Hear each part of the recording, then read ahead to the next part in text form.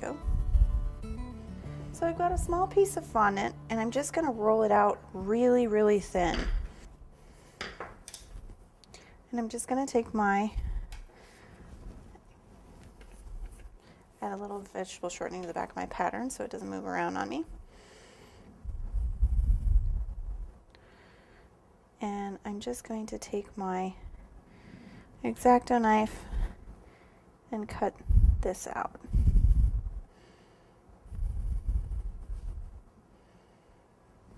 There we go.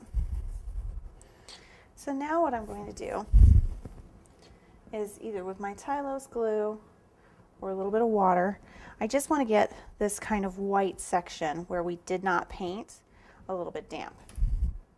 And my placement is going to be in that section, but also right in between those two knots, just like that.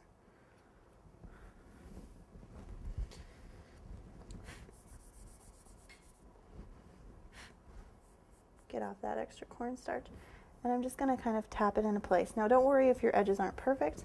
We're going to go back with our extruder and finish those off. So what I'm going to do now is I'm going to pick a color, and I'm actually really loving this Aztec gold, so that's probably what I'm going to use. And I'm going to, you can use either the same monogram that you put on the mirror, or because this is for Mother's Day, I'm actually just going to write Mom, but I'm just going to write something really pretty, pretty and ornate, very similar to what I did over there. And like I did over there, I'm going to start with my middle letter first.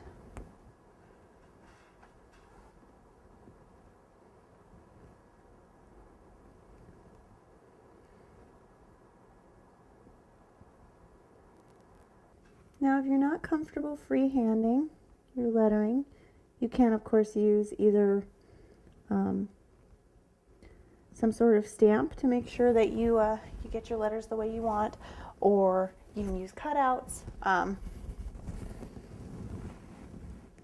Whatever you feel most comfortable with.